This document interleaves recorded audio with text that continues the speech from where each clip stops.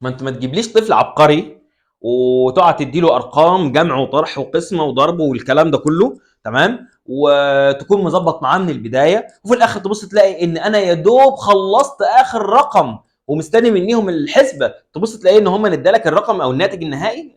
لا لا لا، ما تقنعيش بالكلام ده. دي كانت الجمله اللي قالتها استاذه هاله مدربه الحساب الذهني، اللي اول مره كانت تشوف فيها الحساب الذهني بدات تيجي في دماغها اللي هو لا، انتوا جايبين حد مظبطين معاه، انتوا جايبين طفل عبقري ومظبطين معاه ان هو يتكلم بالشكل ده. النهارده في الحقيقه يوم اتصلت بيا استاذه هاله قبلها بمده وبتقول لي استاذ هشام عايزين نظبط معاك ميعاد علشان خاطر تيجي تكرم الشباب او الاطفال او الطلاب اللي بيجوا يدرسوا معايا الحساب الذهني. طبعا استاذه هاله انا عارفها من بدري وجامده جدا في الحساب الذهني ما شاء الله عليها، هي كانت بتحاول تفهموني هو ايه، وبما ان حد شاطر في الرياضه استغفر الله العظيم يعني ربنا يبعد عننا الكذب، فكنت مستوعب معاها اللي هي بتقوله.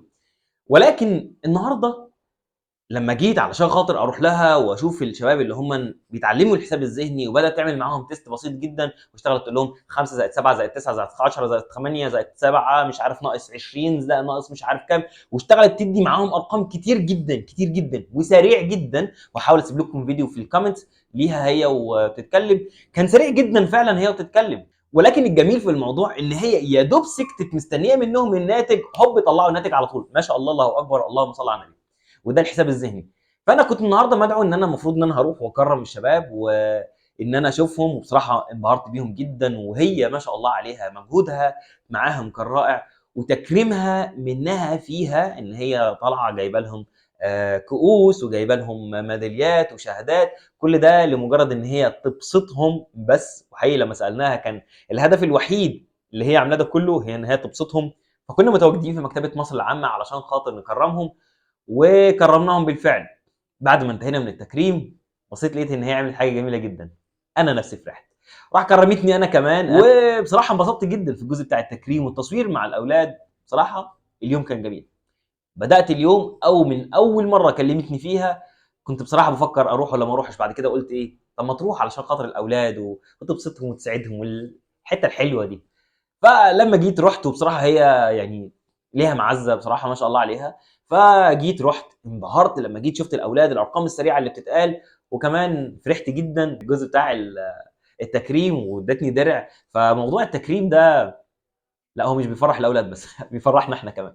فخور جدا بيكي، فخور جدا بالاداء اللي انت بتعمليه مع الاولاد، حب الاولاد ليكي، ان انت بتحاولي تفرحيهم تجيبي لهم ناس مشهوره علشان خاطر تصوري معاهم ويصوروهم ويكرموهم. ودكتوره شيرين من مكتبه مصر العامه اللي كانت موجوده هي واكتر من باشمهندس عشان خاطر يكونوا موجودين بس علشان خاطر يكرموا الاولاد. فموضوع لفته جميله جدا من مكتبه مصر العامه، لفته جميله جدا من مس هاله او استاذه هاله.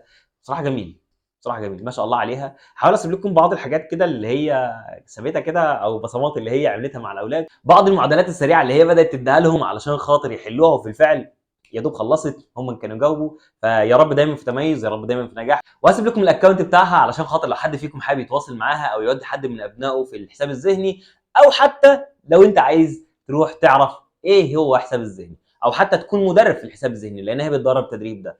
فخليني كده اوريكم درع سوا. هو ده الدرع. يومكم سعيد، اشوفكم على خير، السلام عليكم.